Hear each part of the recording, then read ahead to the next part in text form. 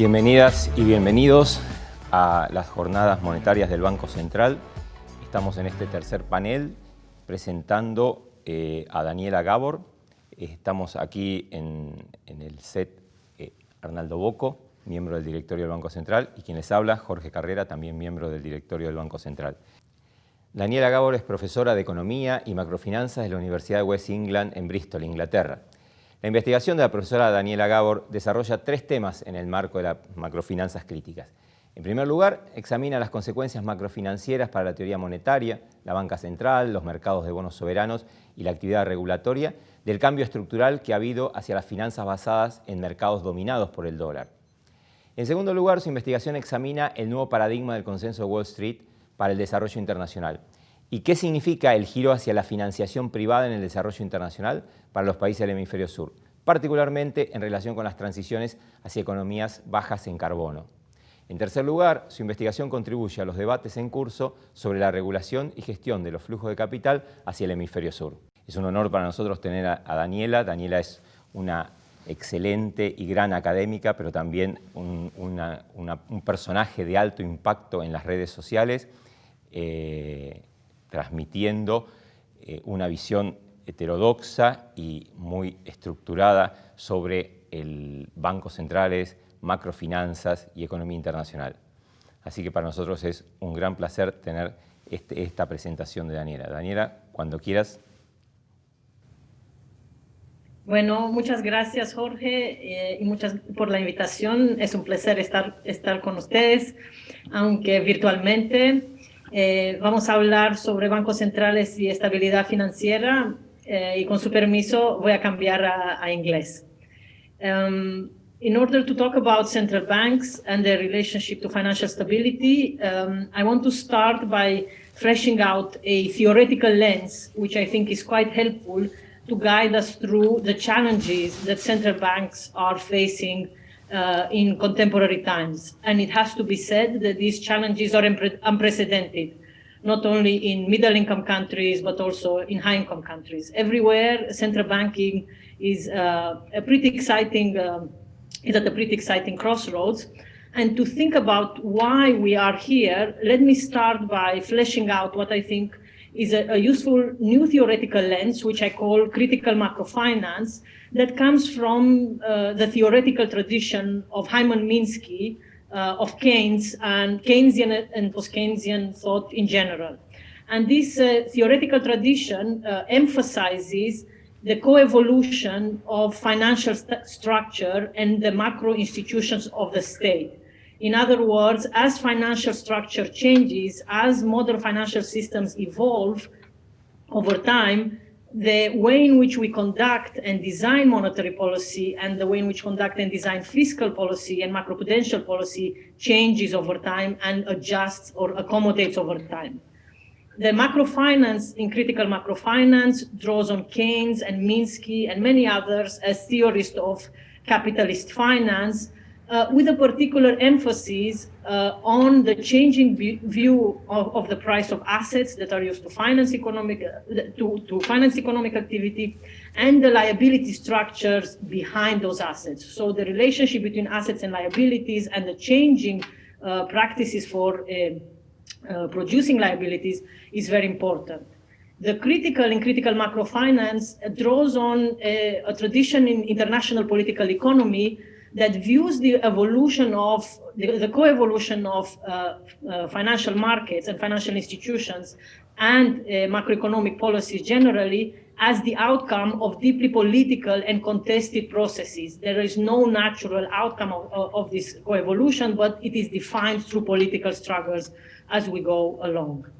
And there are four main pillars, I would argue, of this critical macrofinance view. I have developed them in a recent piece in Finance and Society, and I want to speak a little bit about each one of them.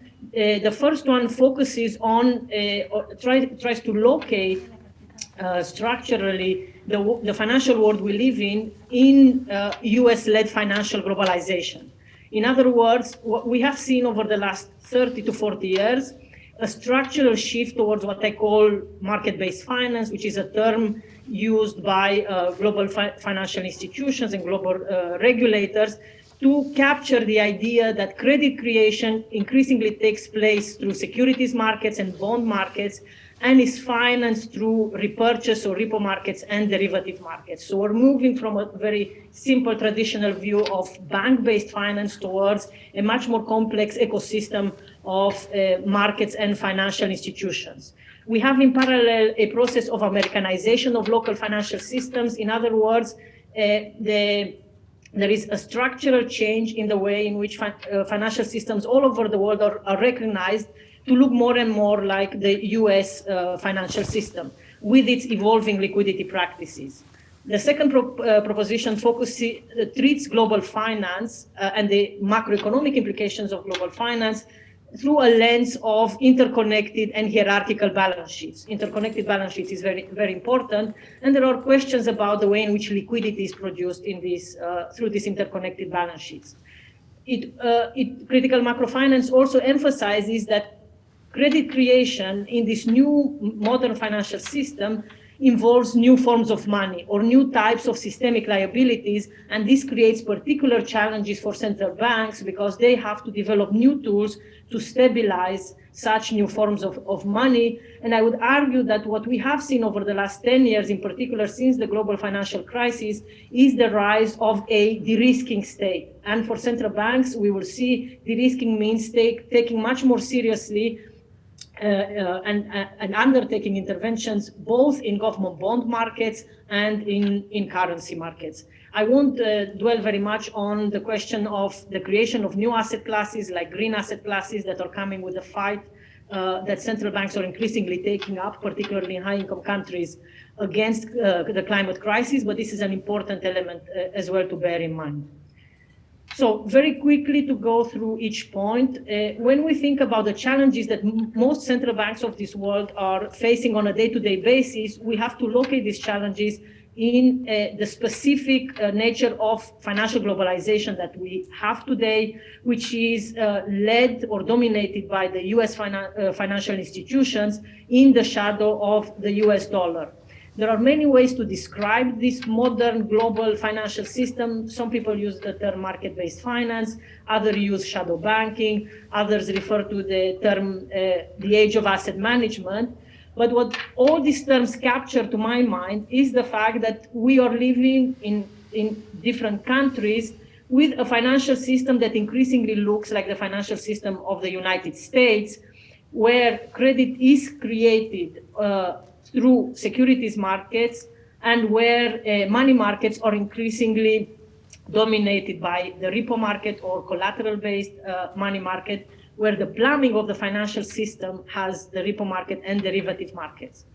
This US-led financial globalization, as it spreads around the world, it brings evolving liquidity practices. In other words, we are moving away from a world where bank deposits are the most important form of short-term liquidity towards, for example, repo liabilities and exchange-traded funds or ETFs.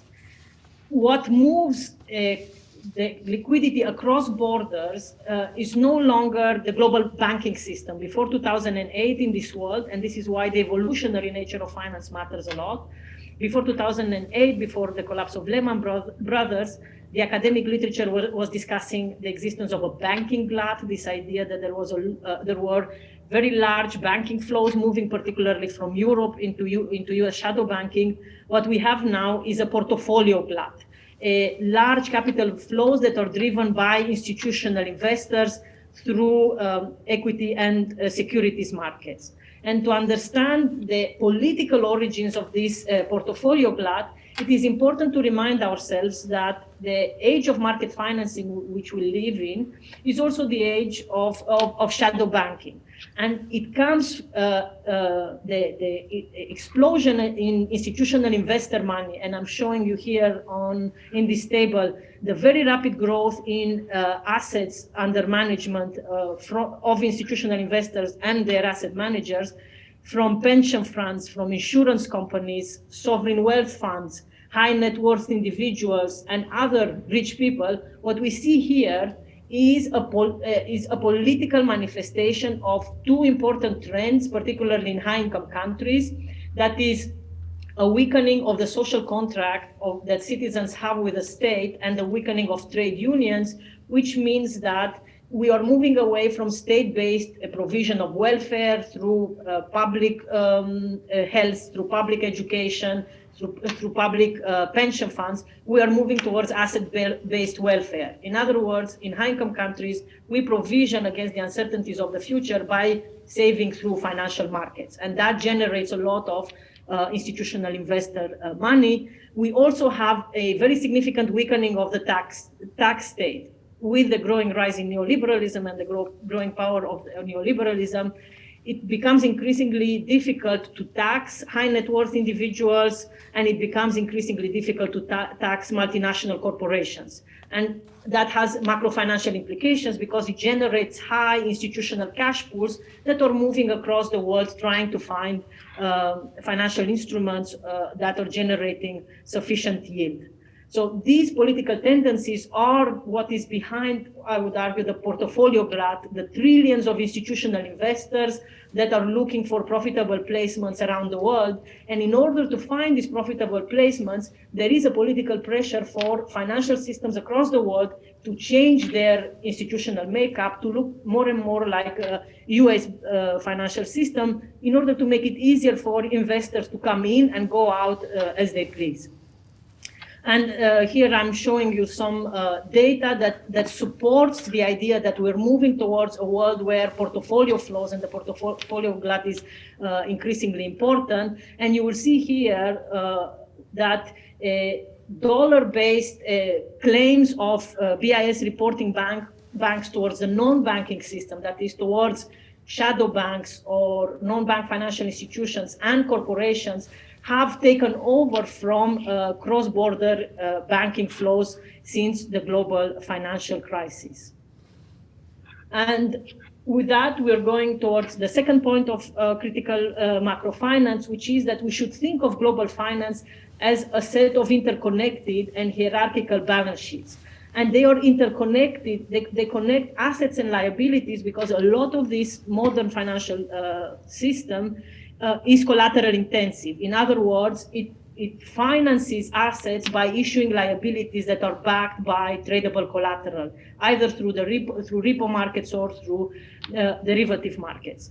But these balance sheets remain hierarchical in nature in the sense of that some liabilities are more credible in their promise to store value than others, and they remain hierarchical across currencies. In other words, that we have seen the emergence of complex cross-currency financial instruments like FX swaps, always with a leg in US dollar money markets, particularly repo and FX swap markets.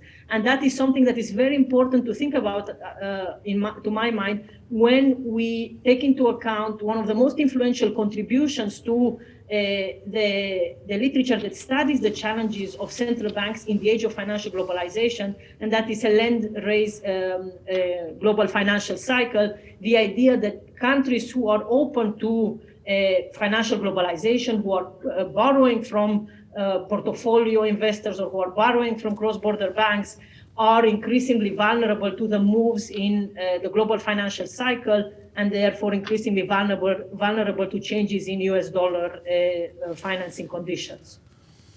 And here again, there's some evidence of how the US dollar is shaping global financial conditions. You will see here the very significant increase in FX swaps, which allow financial institutions and non-financial institutions that are residing outside the US to finance their US dollar positions or their US dollar borrowing through the FX swap market. And you will see here that the FX swap market is increasingly dominated by dealers lending to non-bank financial institutions. Here in the middle part of the graph, you have a very rapid growth up to $30 trillion in FX swaps between dealers and financial institutions.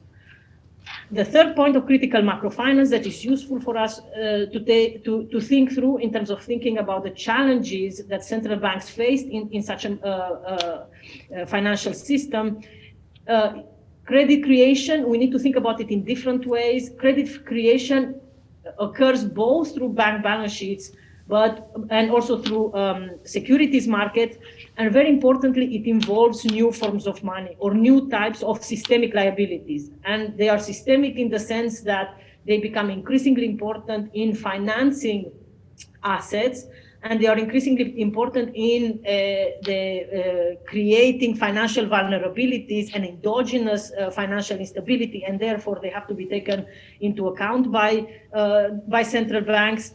And I would argue that credit creation in market-based finance involves a new form of money, which I call shadow money, that are promises to pay or liabilities that are backed by tradable securities collateral. These are liabilities produced through repo markets. They are increasingly large and important in nature. And for example, with the global pandemic in March 2020, we have seen how tremors in the US repo market threatened to nearly bring to a halt the US Treasury market, which we always thought that nothing can create serious disruptions in the US securities markets. But we know that that is no longer the case.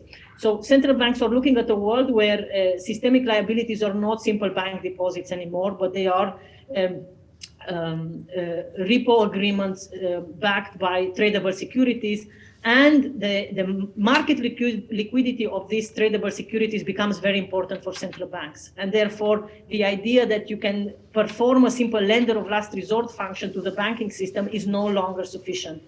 Central banks have to invent or to resort to new instruments in order to stabilize market-based finance, and they typically have to intervene in government bond markets, which is a very big deal, given that for the last 30 years we've been living under the shadow of Milton Friedman and of his idea that you have to keep monetary and fiscal policy as separate as possible. That is a myth that now is being completely destroyed in high-income countries everywhere, because central banks are now very clearly recognizing that you have to provide liquidity to government bond markets if you want to stabilize your financial system.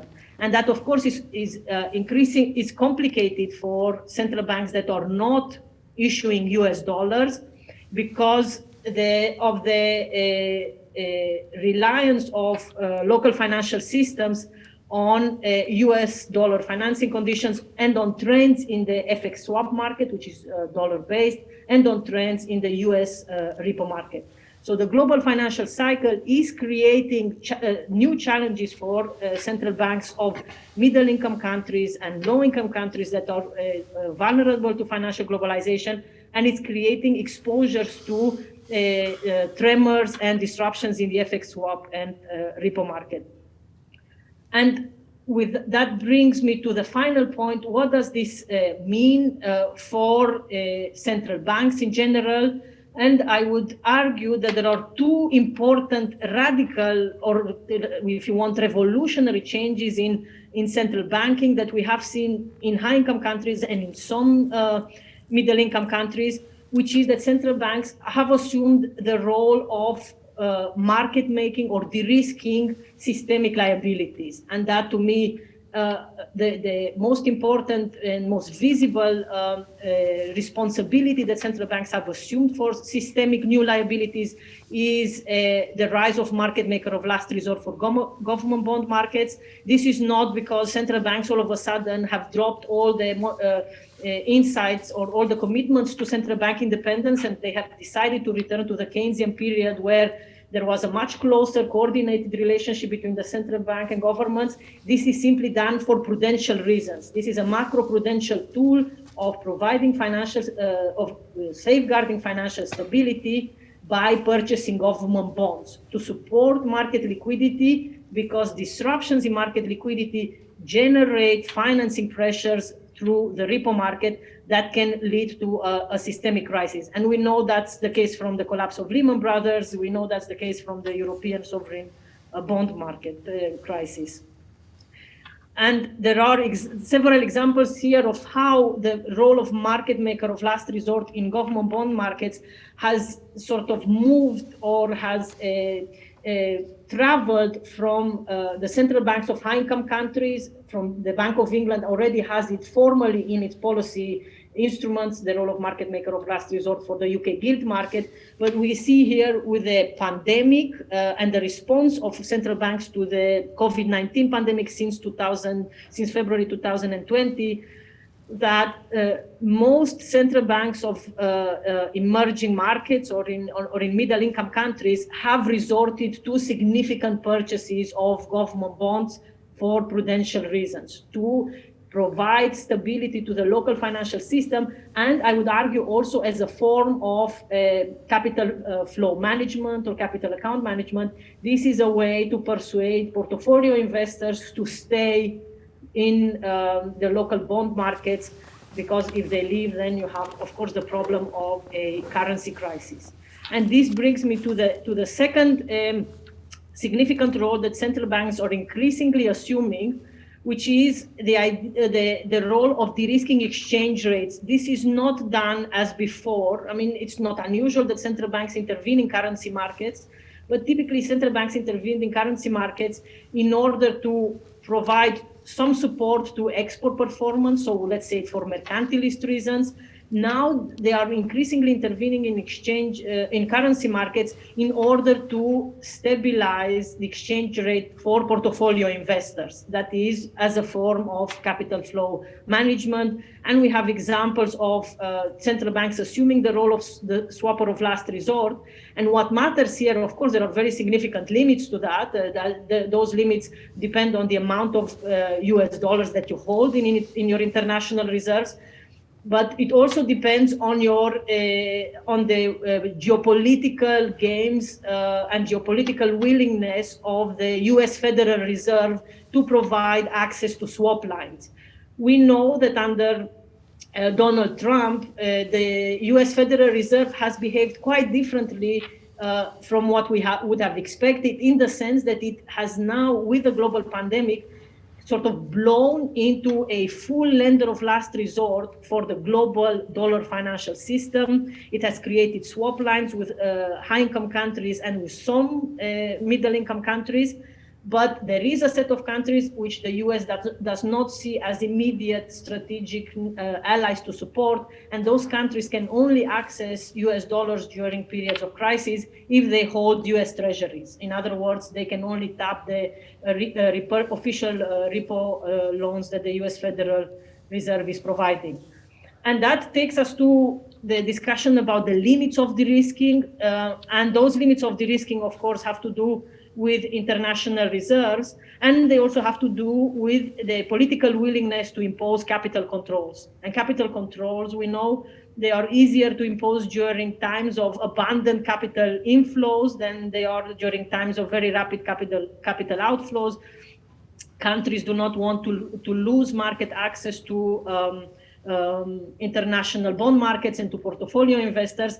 And therefore, in an age where we are increasingly exposed to US dollar financing conditions, it becomes increasingly difficult for central banks to manage the vulnerabilities of the global financial cycle, I would argue. And that, of course, brings us back to Helen Ray's dilemma, which is that the more free you allow your capital account, the more free you allow capital to flow across borders, the less domestic monetary policy autonomy you have. You have to sacrifice your domestic monetary policy autonomy. And of course, you don't want to do that if your purpose as a central bank is to, for example, and now we know that since the climate crisis, central banks are increasingly at least willing to contemplate the idea that economies should and governments should be supported in generating a structural change of the economy.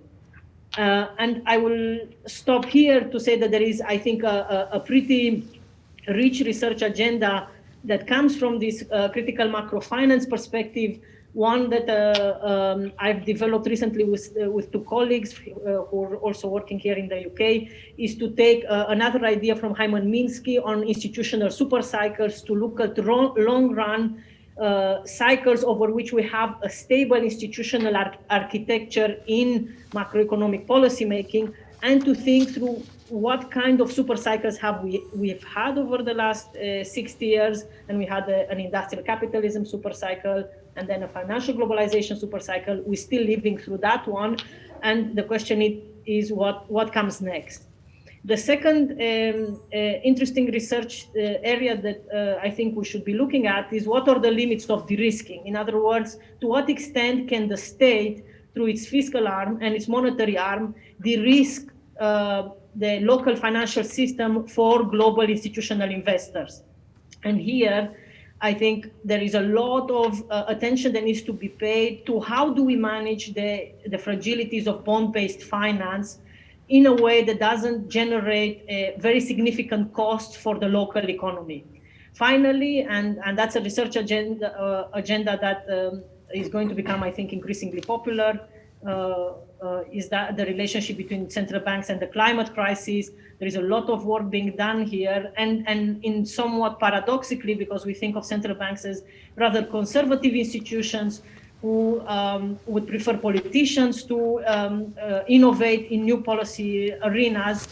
In the world of public fight against the climate crisis, central banks have emerged as pretty unlikely sort of first order movers who are taking seriously the climate crisis as a financial stability issue.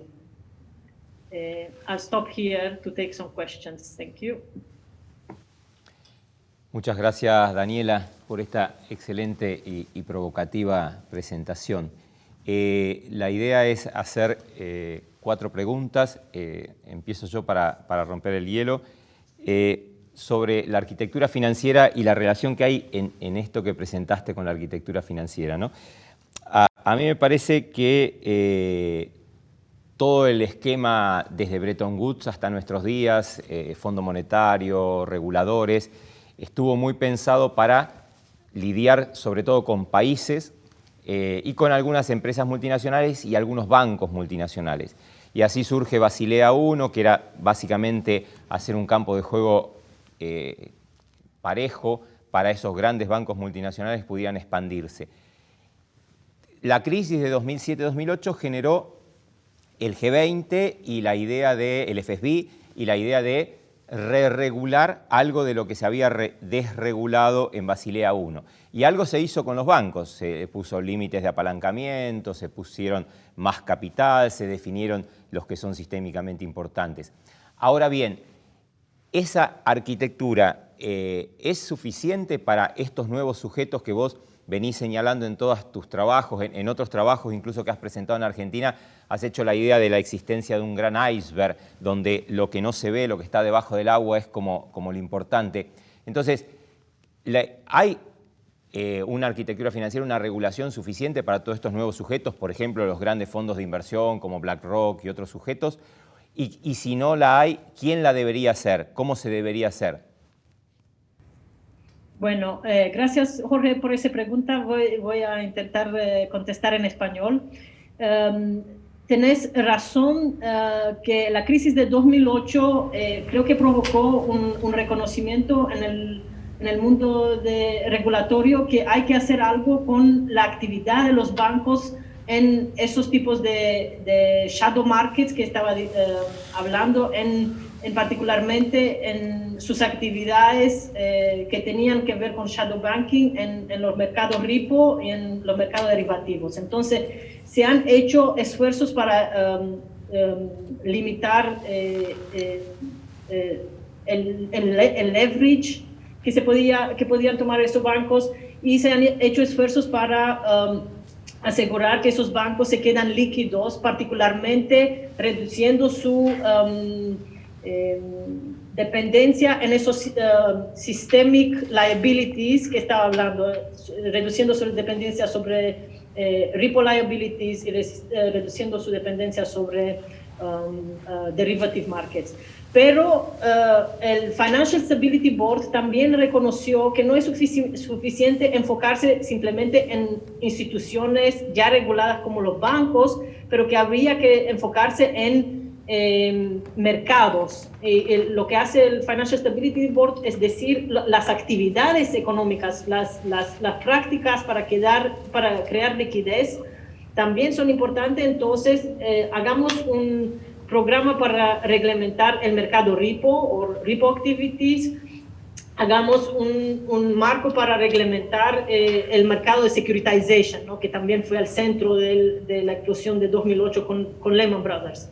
Y así, enfocando el marco de regulaciones en actividades, en mercados, en vez de instituciones, es muy útil porque también capta todas esas instituciones que vos mencionaste que no son bancos, pero que tienen unos balance sheets muy grandes como BlackRock o institutional investors que BlackRock sirve o ayuda para manejar sus activos.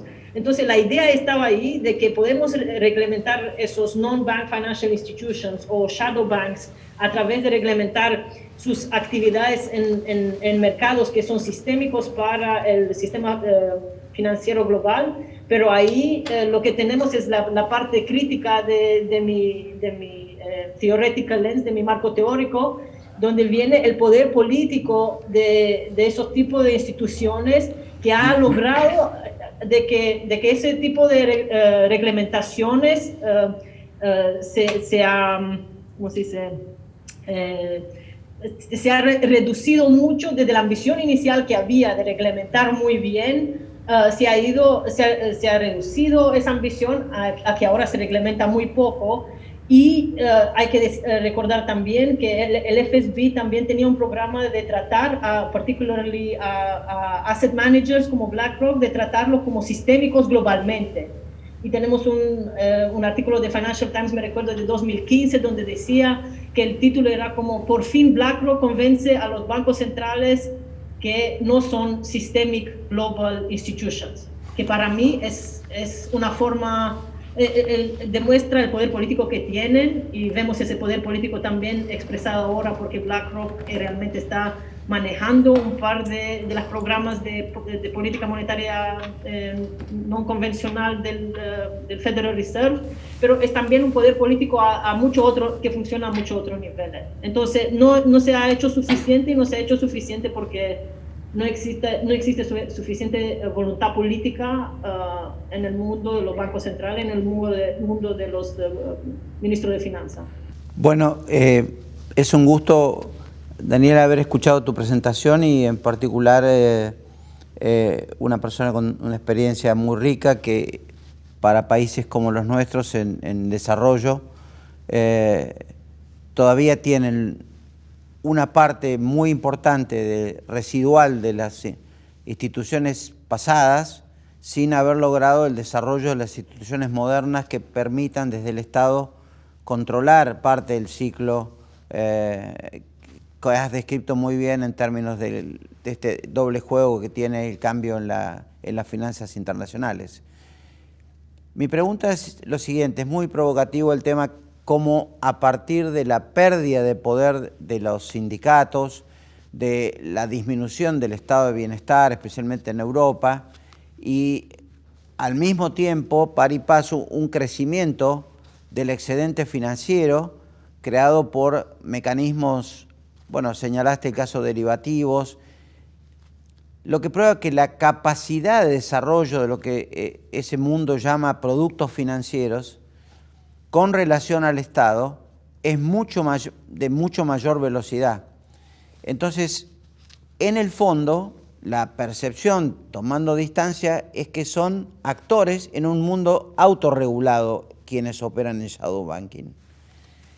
¿Cómo crees que los bancos centrales podrían ir sobre ese mundo de autorregulados que en realidad tienen grados de independencia escasísimos a la hora de decir, bueno, acá hay un excedente financiero que crece a una velocidad enorme y es necesario en el ciclo económico ver cómo regulan los bancos centrales ese juego que es de mucha tensión en el momento de fijar reglas de juego, ¿no?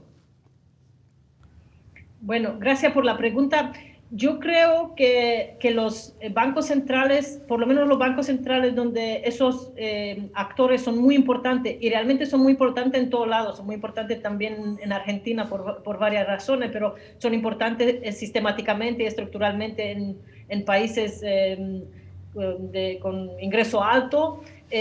Los bancos centrales están muy conscientes de su importancia sistémica, pero no, y vemos que están muy conscientes de su importancia sistémica porque realmente han cambiado la forma en cual están manejando los periodos de inestabilidad financiera, ¿no? Entonces, como hay una intervención asimétrica que dice, yo te voy a ayudar a que tu balance sheet se quede saludable durante periodos de inestabilidad financiera, pero no te voy a poner límites en tus actividades que buscan incrementar el balance sheet de la profitabilidad durante tiempos buenos. Entonces, el problema, lo que veo es un problema asimétrico en que no se quiere regular todavía, pero sí se están rescatando ese tipo de instituciones financieras. También porque para mí es obvio que el Banco Central o los bancos centrales no pueden lidiar solos con el problema político y estructural que ponen ese tipo de instituciones financieras. Hay la necesidad de una voluntad política para cambio estructural.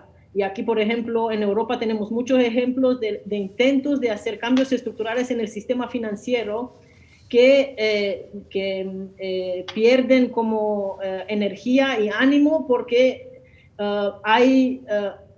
los políticos que piensan a corto plazo no tienen la voluntad de correr los riesgos que vienen con cambio estructural. Y eso para mí es muy claro. Para hacer cambio estructural en el sistema financiero o en el sistema productivo de un país, hay que correr riesgos. Y los bancos centrales son naturalmente aversos a ese tipo de riesgos, los políticos también son aversos y también hay el poder político de lobbying de esas instituciones financieras, y BlackRock es un muy buen ejemplo. BlackRock tiene $7 trillones en activos.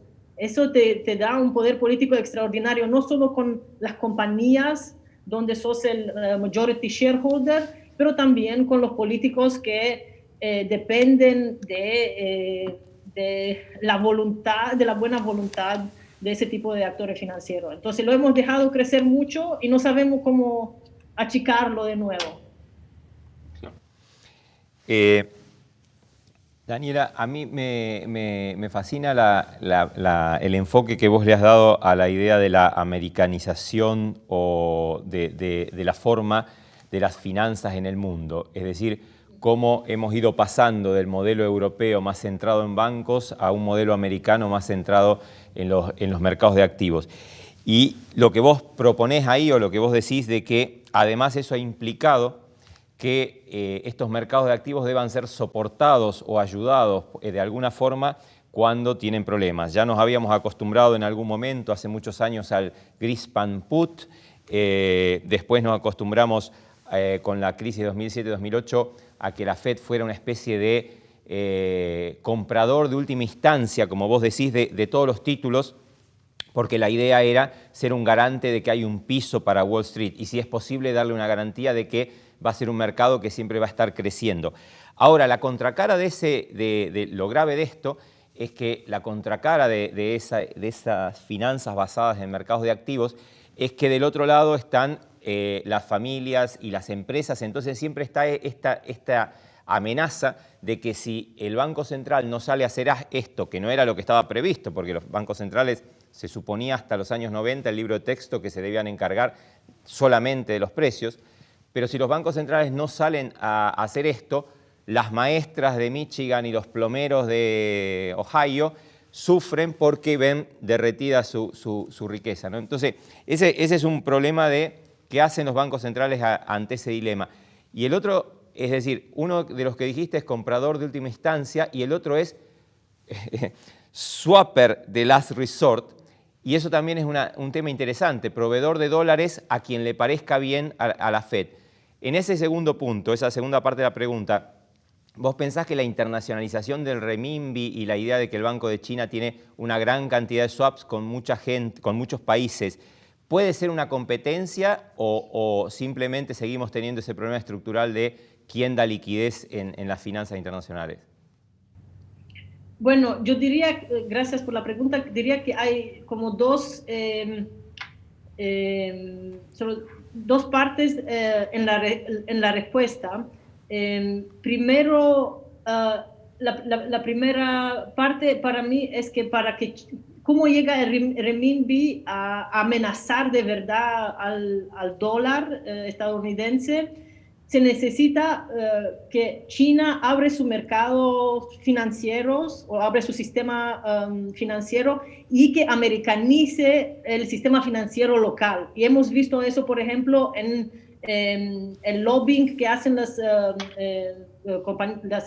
compañía financiera de los Estados Unidos, en que China cambie su mercado repo, que es muy peculiar, que tiene características muy peculiares de China, que lo cambian a que se mire como el mercado repo de los Estados Unidos. Y el problema para mí ahí es que China se está tomando los riesgos que Japón tomó en los 70 y 80 y que resultaron ser fatales de alguna forma, en el sentido de que Japón se quedó con una depresión larguísima y con una deflación larguísima, simplemente porque para desplazar al dólar te estás abriendo a las vulnerabilidades que yo he descrito en la presentación, y que no hay una forma muy clara en la cual la dependencia de la globalización financiera sobre el dólar, que le he mostrado y que se ha incrementado desde 2008, no hay una forma fácil de contracarrarla para China. Y eso es la primera parte. La segunda parte, yo tengo mis preguntas por qué China sería más generosa con sus renminbi que los Estados Unidos con su dólar, ¿no? Y podemos ver eso en la conversación sobre la reestructuración de deuda que hay ahora en los países africanos. Y ahí se está dando una pelea entre los institutional investors, esos bondholders, que también tienen su fama en Argentina, y los bancos del Estado chino. Y no es muy claro para mí que es una forma más fácil de vivir en la globalización financiera si está dominada por el renminbi y no por el dólar estadounidense. Entonces, para mí, la receta de más éxito sería que nos quedamos con un sistema financiero mucho más sencillo, mucho más enfocado en bancos y que tenga un enfoque mucho más de desarrollo productivo en vez de un desarrollo financiero. Ok.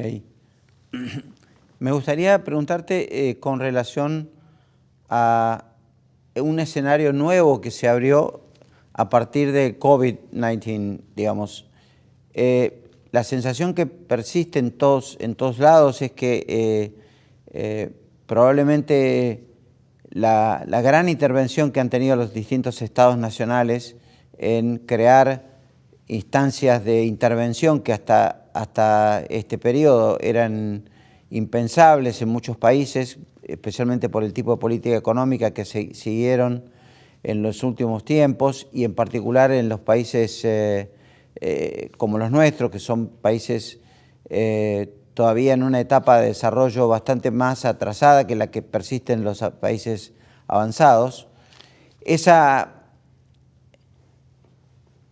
gran oferta de políticas públicas vinculada con la emisión monetaria, con la atención para llegar rápidamente a contrarrestar un ciclo depresivo muy, muy severo que vivimos, por lo menos por ahora, en el segundo trimestre del año, en algún caso en China en el primer trimestre. ¿Cómo ves que va a pasar en la segunda ola del COVID, digamos, y la intervención de los estados y el proceso de crecimiento que tienen? Porque todo ese excedente financiero termina yendo a los shadow banking, en el fondo. el gran apropiador de esa gran renta financiera ha hecho que sean mucho más fuertes que lo que eran antes.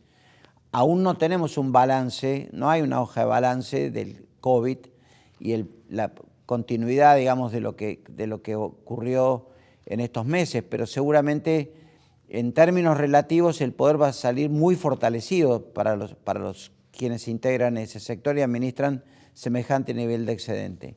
¿Cómo ves que puede transitar esta etapa futura post-COVID, digamos? Gracias. Esa es una pregunta muy interesante y he pensado en eso en las últimas semanas, especialmente porque aquí en el Reino Unido estamos, como parece, en el medio de una segunda ola que parece que va a ser más fuerte que la primera. Y estoy de acuerdo de que esa crisis ha sido una crisis muy buena para el sector financiero global, para la finanza global, en el sentido de que los bancos centrales se han asegurado de que su profitabilidad se quede de pies, de que los precios de los activos no bajan mucho porque están interviniendo en casi todos los mercados de activos que son significativos.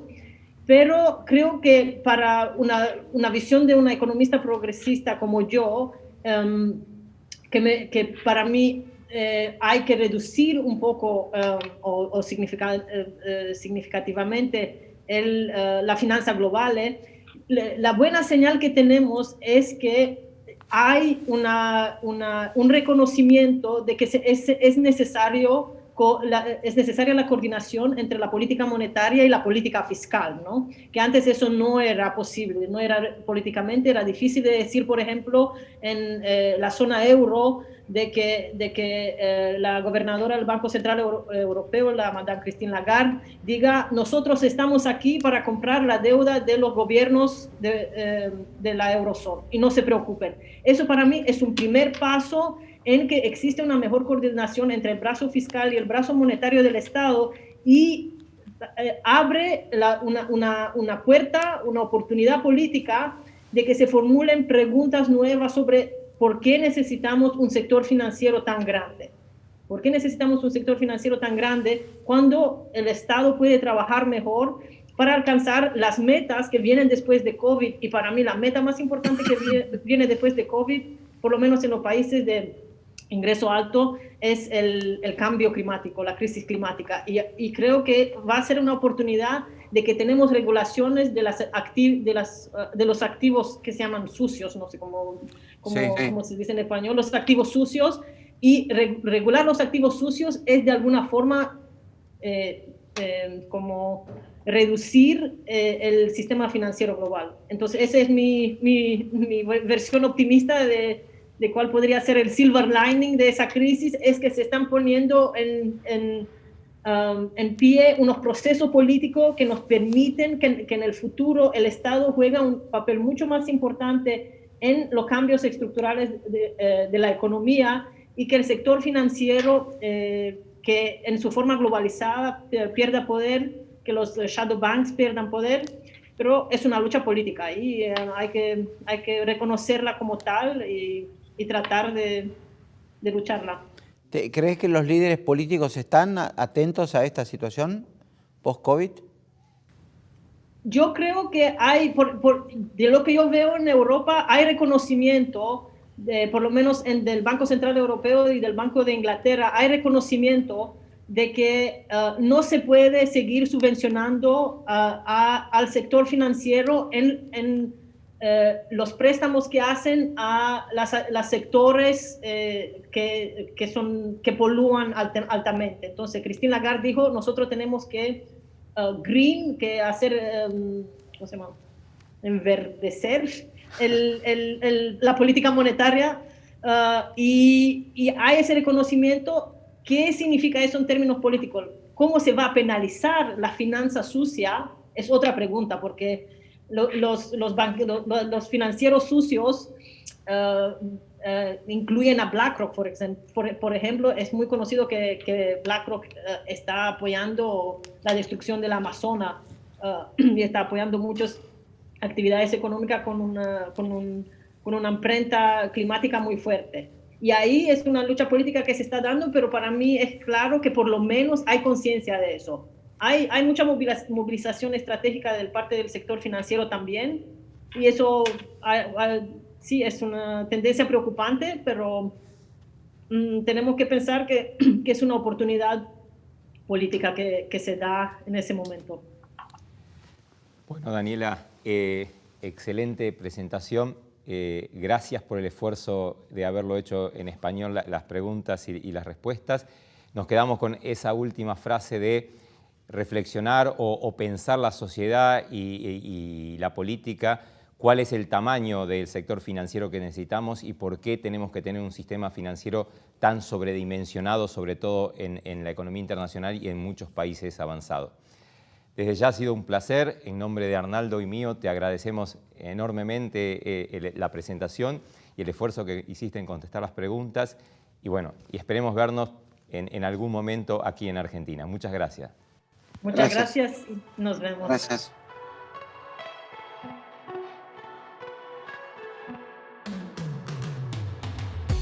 Gracias a todos y a todas. Esperemos que hayan disfrutado de este panel y los esperamos el próximo miércoles a las 10 de la mañana para seguir disfrutando de las jornadas monetarias.